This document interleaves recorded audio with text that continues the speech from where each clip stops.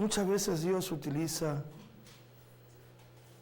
instrumentos humanos fuera de su pueblo.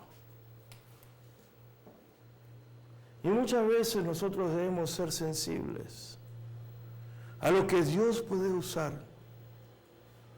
Porque tantas veces pensamos, yo soy el pastor, yo soy el rey, yo soy el sacerdote, yo soy el misionero, y que no nos pase lo que le pasó con Josías. La instrumentalidad de Dios en otras personas, como otro agente. Sería bueno que alguien pueda hacer un estudio de estos casos, ¿no? Porque hay muchos y podemos encontrar.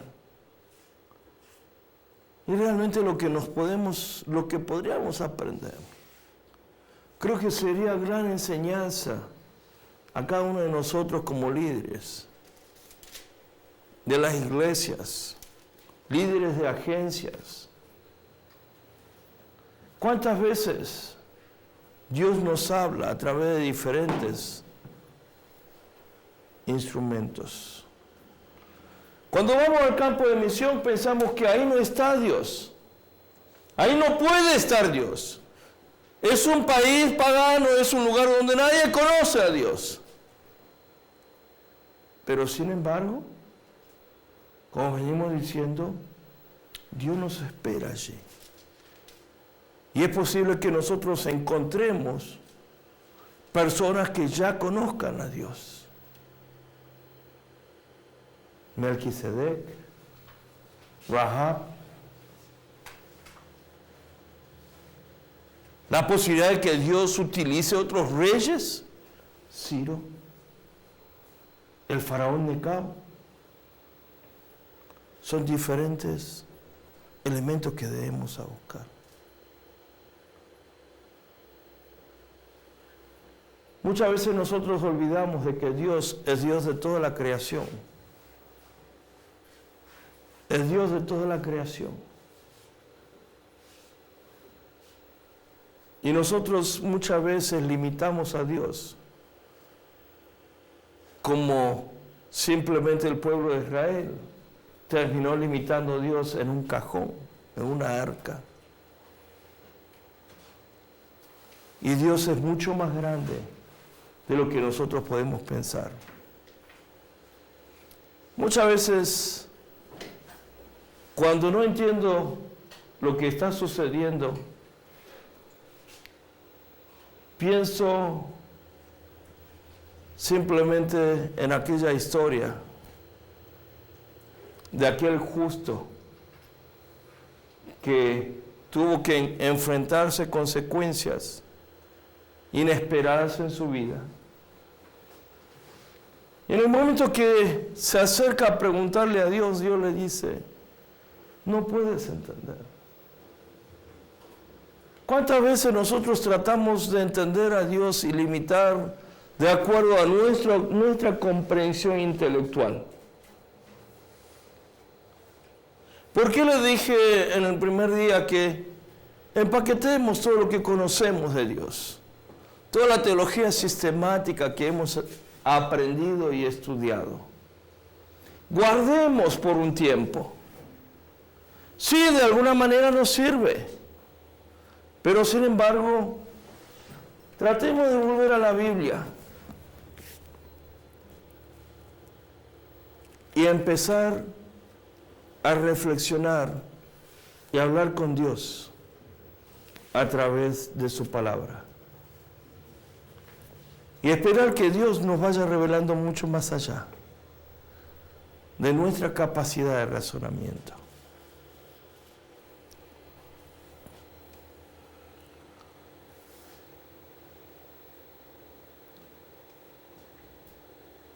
Hay diferentes pasajes en la Biblia que nosotros podamos reflexionar sobre el llamado de Jonás a Nínive.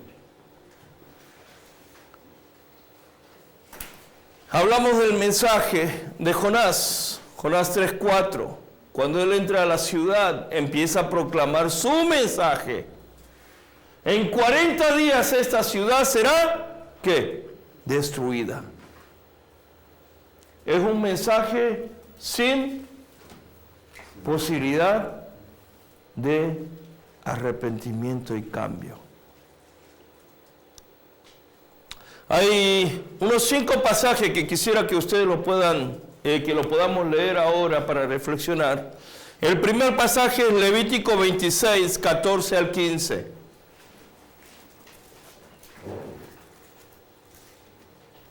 Levíticos 26, 14 al 15.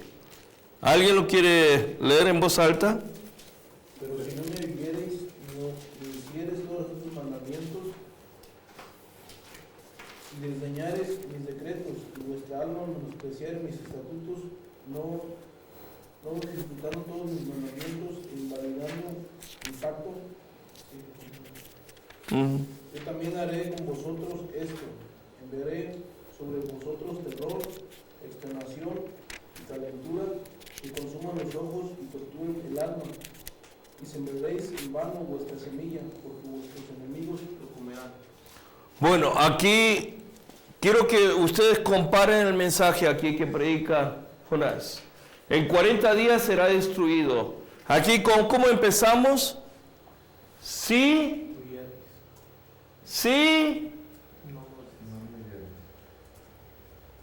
Condicional. Los mensajes en el Antiguo Testamento son normalmente condicionales. Ezequiel 20, 17 al 24 dice así: sin embargo, les tuve compasión, y en el desierto no lo destruí ni los exterminé. Allí en el desierto les dije a sus descendientes: no sigan los preceptos de sus padres, no obedezcan sus leyes, ni se contaminen con los ídolos malolientes. Yo soy el Señor su Dios. Sigan mis decretos, obedezcan mis leyes y observen mis sábados con días de consagrados a mí, como señal entre ustedes y yo, para que reconozca que yo soy el Señor su Dios. Y ahí vamos a poder ver consiguiente diferentes versículos más.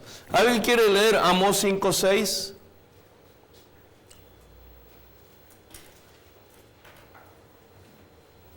Buscad a Jehová y vivid, no sea que acometa como fuego a la casa de José y la consuma, sin haber en Betel quien lo apague. Otro pasaje, Malaquías 1:11.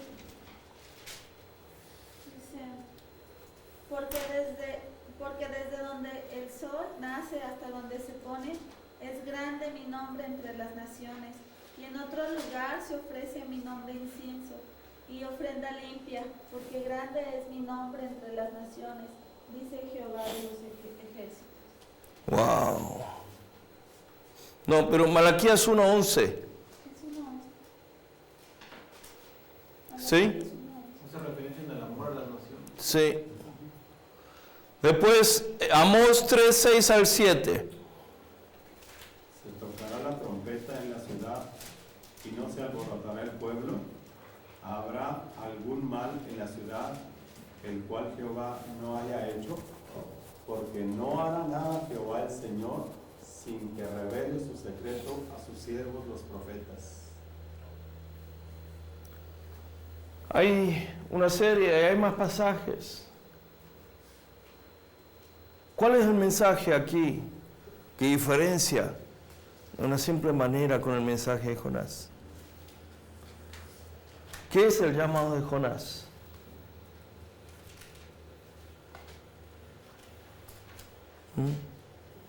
Cuando vamos al último pasaje de Jonás, ahí podemos ver cómo Dios empieza a mostrar su misericordia.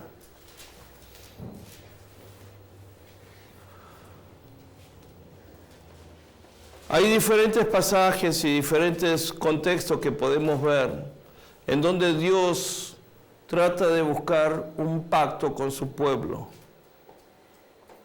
En 1 Samuel 7:3 está donde habla de determinar la obediencia al Señor. Entonces Dios va a traer restauración y la liberación desde los filisteos. En Jeremías 4:1-2, ahí habla: entonces serás tú bendición entre las naciones del mundo, y todo el pueblo, todas las naciones vendrán y alabarán mi nombre. Wow. Wow. ¿Cómo empieza Dios a obrar entre su pueblo? Empieza a decir: oh Israel, vuelve a mí. Pero después da el mensaje: como todas las naciones, vendrá hacia él. La relación entre el pacto, Jeremías 18:7-9, podemos ver la relación existente continuamente entre Dios y su pueblo.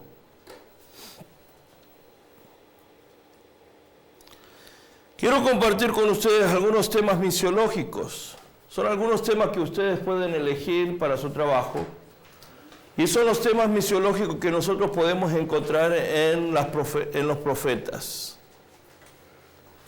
Primero, el verdadero profeta habla la palabra de Dios y sus predicciones llegan a ser genuinas, llegan a cumplirse, sin importar la ganancia y la pérdida del profeta.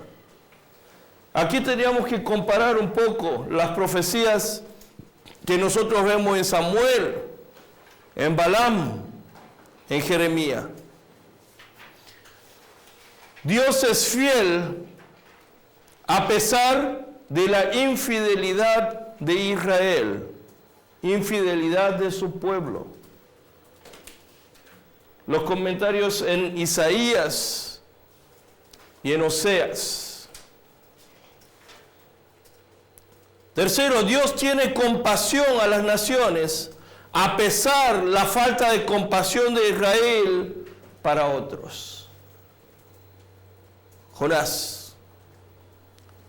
La misión de Dios muchas veces es un trabajo quieto, escondido, de formas inesperadas y no siempre de forma pública, visible y demostrable. Es el caso de Elías que nosotros hemos hablado. No siempre pasa lo que Dios empieza a obrar en lo espectacular, sino de una forma silenciosa, apacible, en el monte Horeb. Dios llama a nosotros a la obediencia de su voluntad, no a la manipulación de fuerzas espirituales. Uno de los temores que tengo muchas veces en el movimiento carismático del día de hoy es que muchas veces no sé si nosotros estamos manipulando con el Espíritu Santo. Muchas veces no sé si estamos tratando de dar orden al Espíritu Santo. Yo estoy a favor de todo movimiento carismático, pero es el temor que tengo muchas veces dentro del movimiento, que muchas veces parece que estamos tratando de torcer el brazo de Dios y nosotros querer tomar la rienda.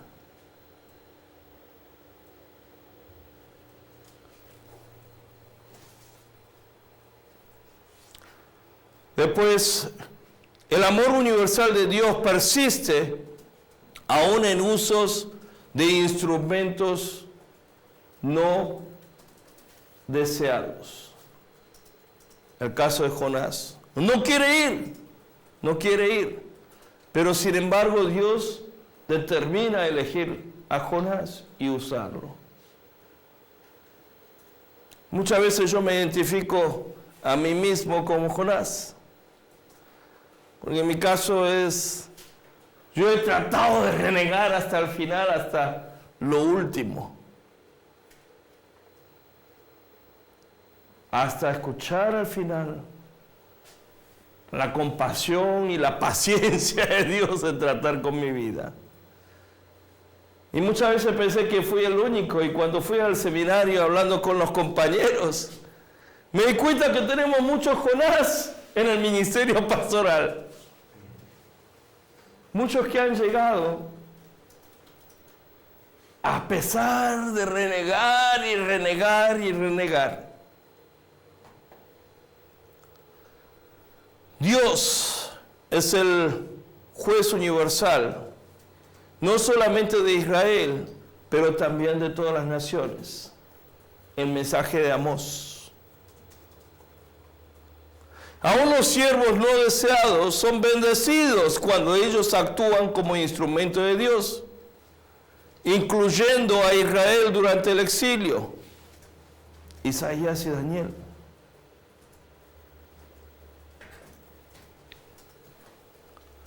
Muchas veces, a pesar de nuestra negación a obrar en la voluntad de Dios, Dios se empieza a transformar.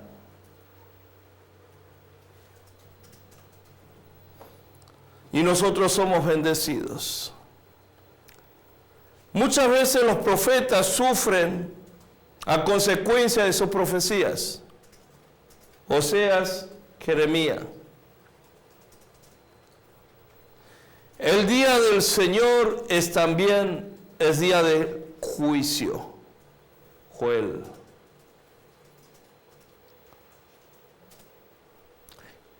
El plan de Dios es universal, incluyendo el rol de Israel como la luz a los gentiles. Isaías 2. Los profetas demostraron una quiebra de la línea davídica y dieron esperanza hacia el Mesías que iba a venir. Los profetas continuamente llaman a Israel a una renovación continua del pacto, a veces el pacto abrámico, otra vez el pacto mosaico y también a veces el pacto davídico. Vamos a ver luego, dentro de poco, los diferentes pactos y los diferentes tipos de pactos que Dios ha hecho con su pueblo. Un paso significante en la preparación de la llegada del Mesías es el nuevo pacto escrito en circuncisión de nuestro corazón. Ya nosotros no nos circuncidamos, ¿sí o no? Como el cumplimiento del pacto. Pero hay una circuncisión en nuestro corazón y una confirmación del pacto con Dios en nuestro corazón.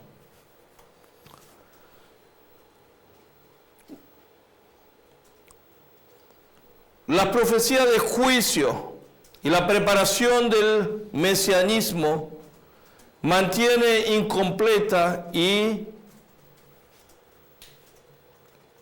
inconclusa en Daniel y Miqueas. El segundo Isaías marca el cambio predominante de la misión centrípeta a una misión centrífuga predominante en la relación del pueblo de Dios en torno a las naciones. Y Dios quiere fe y no lo ritual. Malaquías. Son diferentes temas que podemos ver a través de libros de profetas. Quiero tocar un tema, fe. Fe. Es uno de los temas muy importantes en la Biblia, del Antiguo Testamento al Nuevo. Porque juega un rol muy especial, ¿sí o no? La fe se manifiesta en diferentes formas, en diferentes contextos de la Escritura.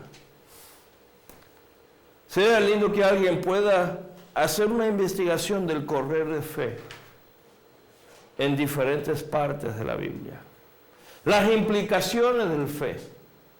Fe como la palabra de Dios, fe manifiesta a través de la comunidad de fe, a través del pueblo de Dios, fe manifiesta, expresada en lo que es en el contexto del mundo, en un contexto particular de los tiempos, y la fe, su implicancia en nuestras vidas, en nuestro caminar diario. Ahí ustedes ven los 4 áreas de la misiología que nosotros compartimos. Primera parte, fe como participación en clan. En los tiempos de Abraham, todos los hombres bajo la carpa de Abraham fueron circuncidados.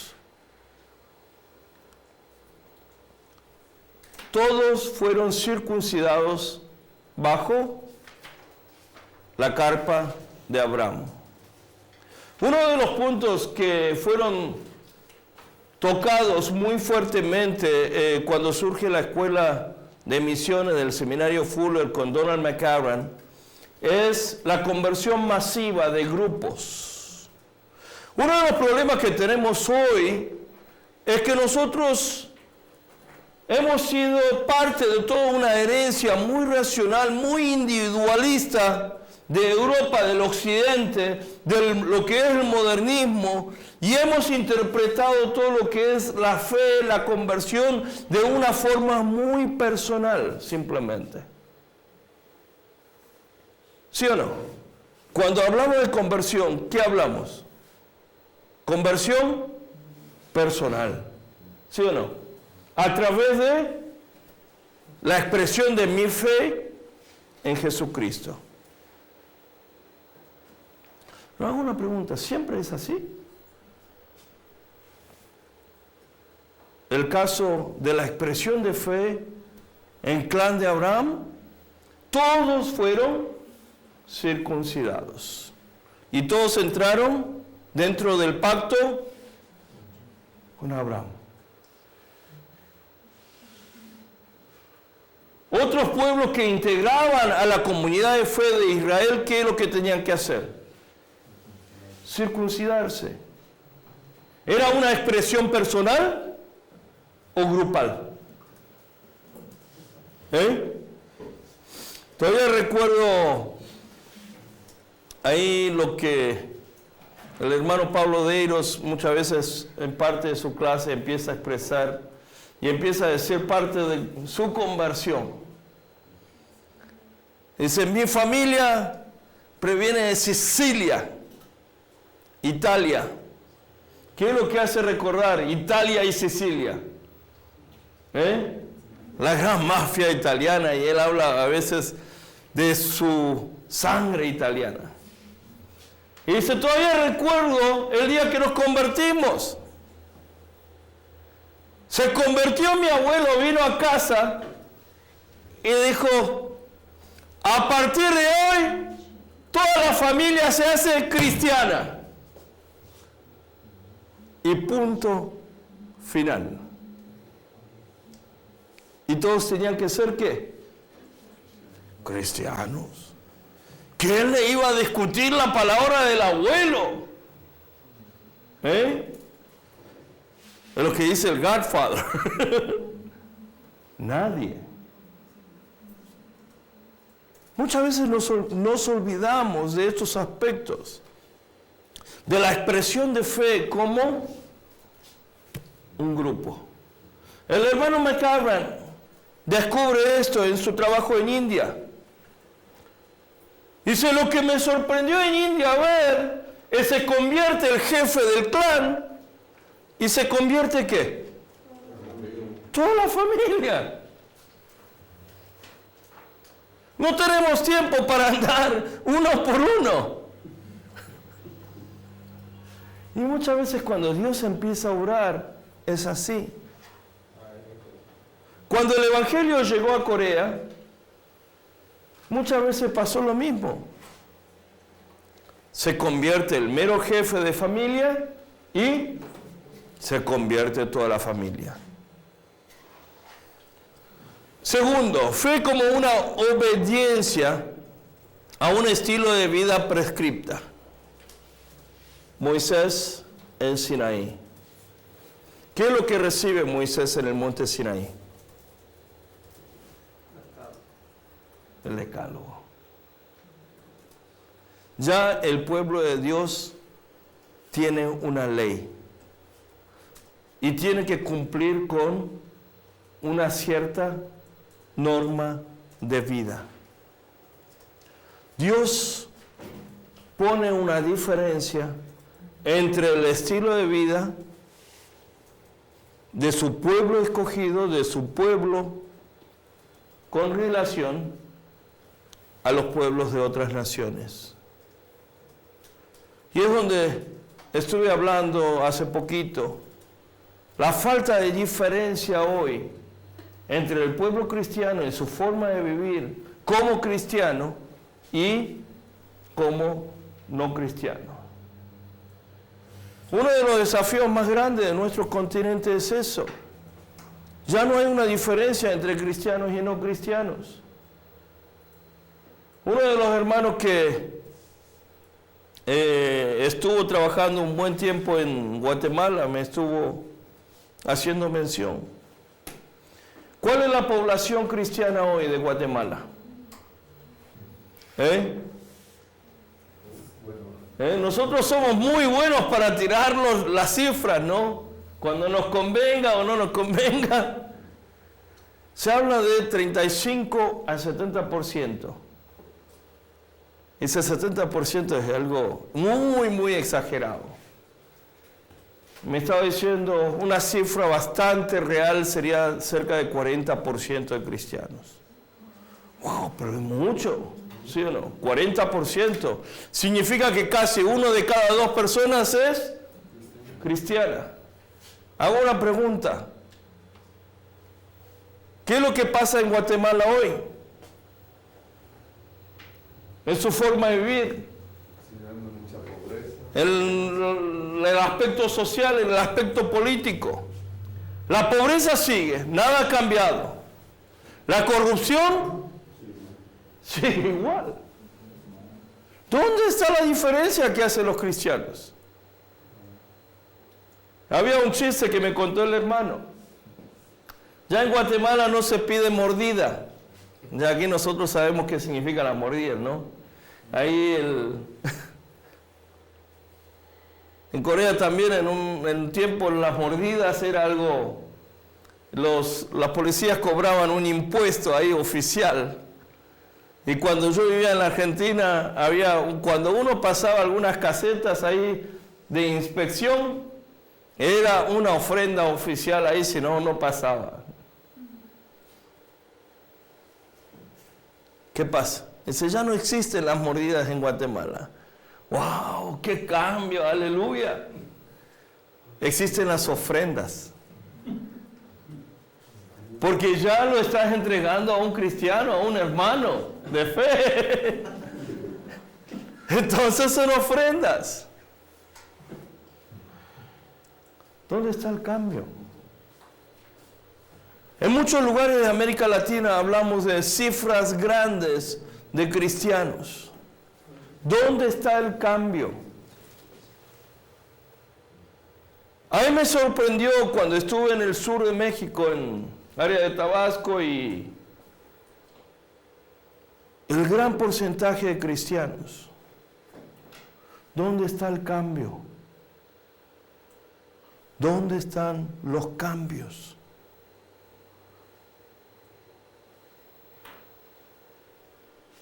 Y todos dicen ser cristianos.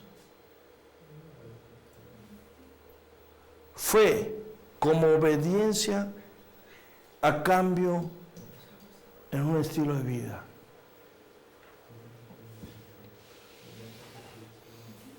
Que no sea como muchos dicen.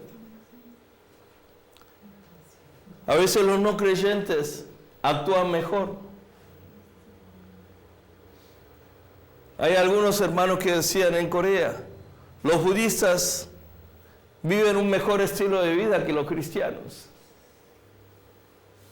¿Dónde está?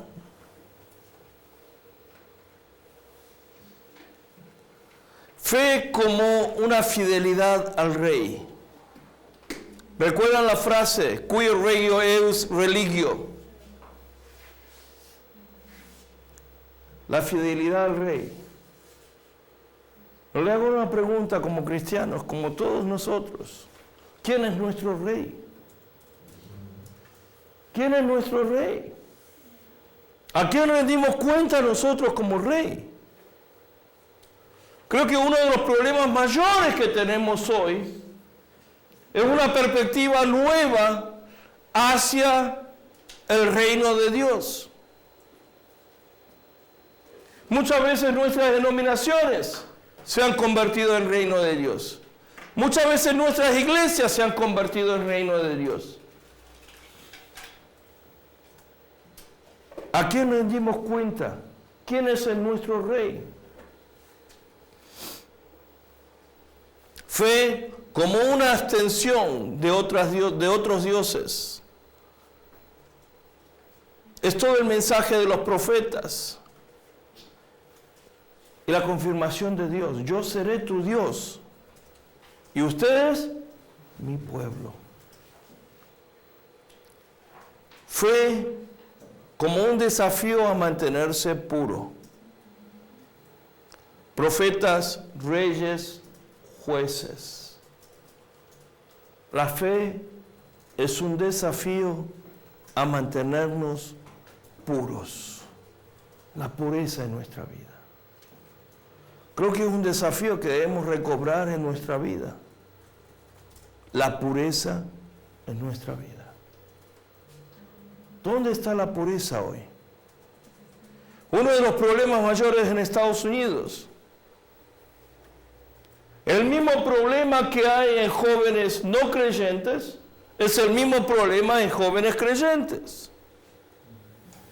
Madres solteras. ¿Dónde está la pureza? Fe como una búsqueda de bienestar de la ciudad y un canto en las tierras gentiles. Jeremías 29, Jeremías 31. La fe no está basada en los sacrificios preexílicos, sino en una relación. Recordamos muy bien, Dios no está esperando sacrificios. Dios está esperando una relación con su pueblo. Fue el propósito de su creación, ¿sí o no? Es el Dios que busca todavía constantemente relacionar con su creación. Es Dios que constantemente busca seguir una relación con su pueblo, con sus hijos. Y es el Dios que está esperando todavía. Es el Dios que anda buscando todavía. Muchas veces yo empiezo a pensar en misiones. Y trato de oír la voz de Dios, buscando todavía nación por nación. Nación por nación. ¿Dónde está México? ¿Dónde estás, México? ¿Dónde estás, Guatemala? ¿Dónde está El Salvador? ¿Dónde estás, Honduras? ¿Dónde estás, Belice? Y podemos seguir lista de nación por nación aquí en América Latina. Podemos seguir en lista de naciones en Asia. Y podemos mencionar una lista de naciones árabes. Una lista de naciones africanas. Y es el Dios que anda buscando a cada uno de su pueblo. La fe llega a ser vivida de nuestra forma de vivir entre los gentiles. Uno de los retos de hoy, una de las cosas que más me costó ver aquí, cuando llegué a trabajar en México, es la separación de tratar de vivir fuera del mundo. Nosotros los cristianos vivimos esta forma y no podemos ser parte del mundo. El desafío de fe es vivir nuestra fe en medio de el mundo. Invitar constantemente al mundo a ser parte de nuestra vida, a ser parte de nuestra comunidad de fe y salir constantemente a la invitación de la gente del mundo a llegar a conocer y a ser parte del pacto de Dios. Fe como una convicción interna. La historia de Esther y todo lo que nosotros podemos encontrar en el Nuevo Testamento. Una convicción interna. Fe como un camino de vida, como una forma de vida.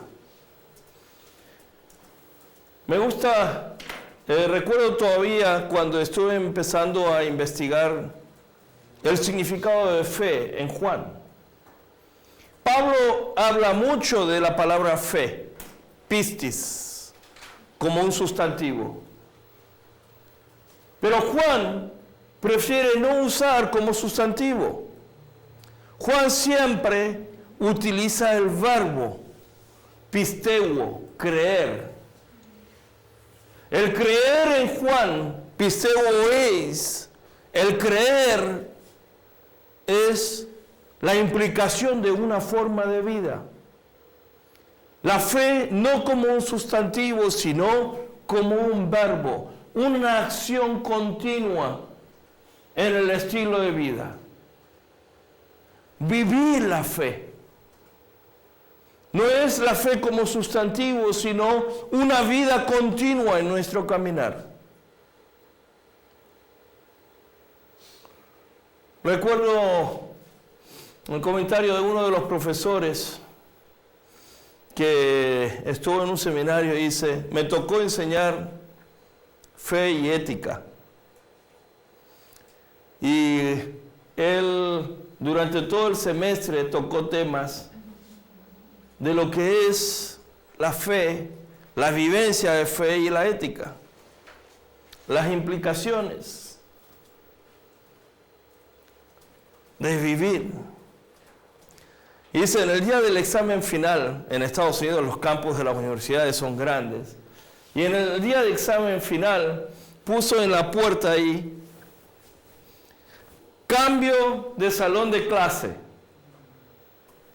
y estaba al otro rincón del campus de la universidad. Y en la puerta del salón de clase había una persona tirada en el suelo, buscando auxilio. Buscando auxilio.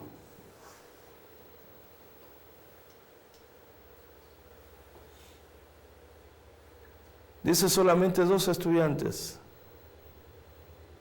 decidieron no ir al examen,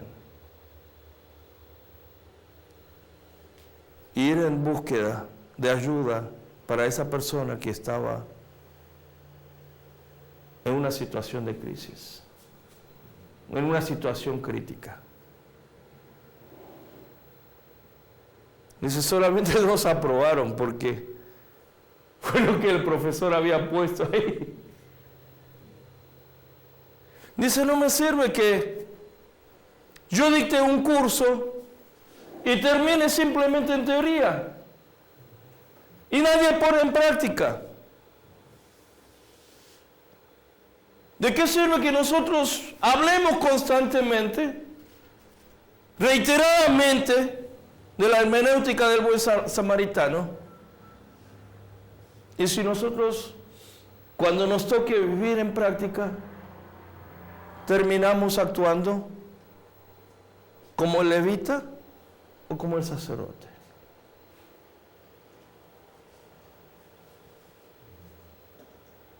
¿Cuál es el desafío hoy? Yo creo que el mundo cambiaría si realmente nosotros como cristianos empezamos a vivir una vida de fe. Fe como un estilo de vida. Fe en conjunción de lo horizontal y vertical. ¿Qué es lo que resume Jesucristo todo el Evangelio? ¿En qué resume Jesús todas las leyes del Antiguo Testamento? Amarás a Dios y amarás a tu prójimo como a ti mismo. Una pregunta ahí. ¿Qué viene primero?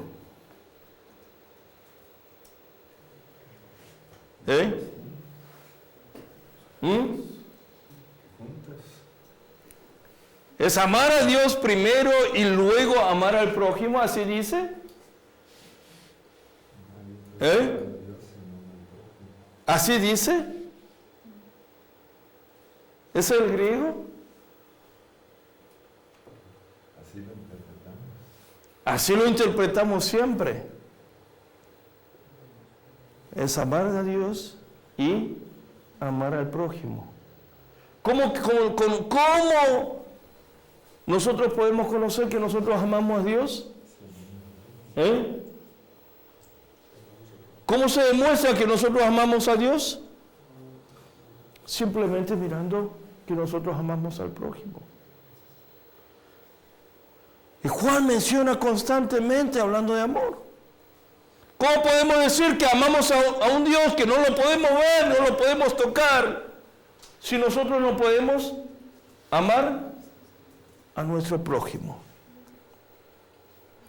Fe como el testigo entre las naciones. Fe entre las naciones. Mañana vamos a estar tocando diferentes puntos en el Nuevo Testamento. Vamos a ver el pasaje de Mateo otra vez. Vamos a interpretar Mateo 28 a la luz de todo el libro de Mateos. No solamente Mateo 28, 19 y 20. Entendamos en todo un contexto. Entendamos Hechos a la luz de Lucas. Serás mi testigo. La fe como ser testigo de que nuestro Señor Jesús vive y que nosotros existimos porque Él todavía vive. Y nuestra misión todavía sigue en marcha porque Cristo vive. Dice que las iglesias japonesas se sorprenden ver las iglesias latinas en su propio templo. Las iglesias latinas toman prestadas las iglesias japonesas. Más frías que un congelador. Y ellos ven a los latinos alabar, adorar, exaltar, glorificar de Dios y se sorprenden. ¿Se puede adorar a Dios de esa manera? ¿Se puede alabar a Dios de esa manera?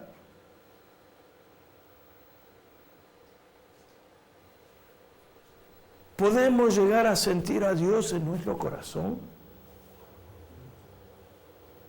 ¿Cuál es el problema tan tocante en Europa hoy? La gente no siente a Dios en su vida, en su corazón. Dios queda por aquí. Tengo que tratar de entender a Dios. Y la gente deja de sentir la presencia de Dios.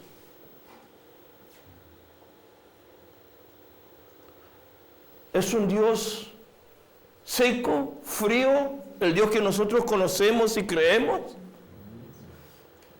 Decimos que es Dios de amor. Dios es amor en su esencia. Dice, si no hacemos nada al respecto en los próximos 25 años,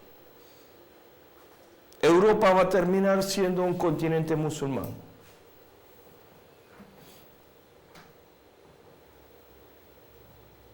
La cuna del Evangelio, si no hacemos nada al respecto durante los próximos 20 a 25 años, se hace musulmán. Yo muchas veces me pregunto, ¿por qué Dios está llevando tantos latinos a Estados Unidos?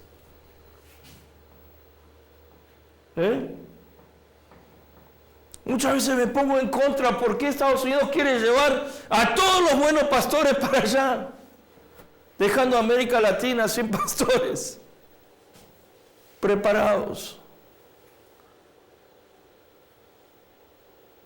¿No será que Dios quiere hacer algo en Estados Unidos a través de América Latina? ¿No será que Iglesia Latina tiene que recibir un desafío nuevo en estos días?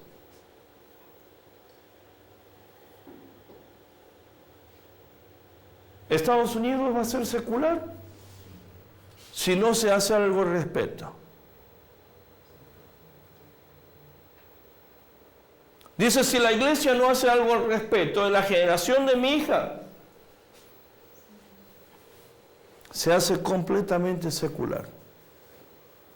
Una nación no alcanzada.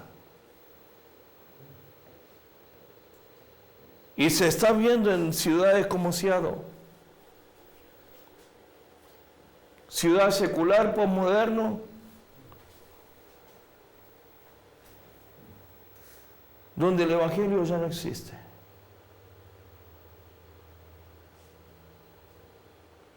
¿Cuál es el desafío de Dios para nosotros? Asia, Norteamérica, Estados Unidos, Europa. ¿Cuál es el desafío que Dios está dando a conocer a América Latina? Como un pueblo de Dios, un pueblo del pacto, disperso en el mundo hoy, en una diáspora. ¿Y será que Dios nos habla, nos habla, nos habla? Debemos esperar que Dios empiece a gritar para que reaccionemos como iglesia de Dios. ¿Dónde está la iglesia de Dios en América Latina? ¿Dónde está la iglesia de Dios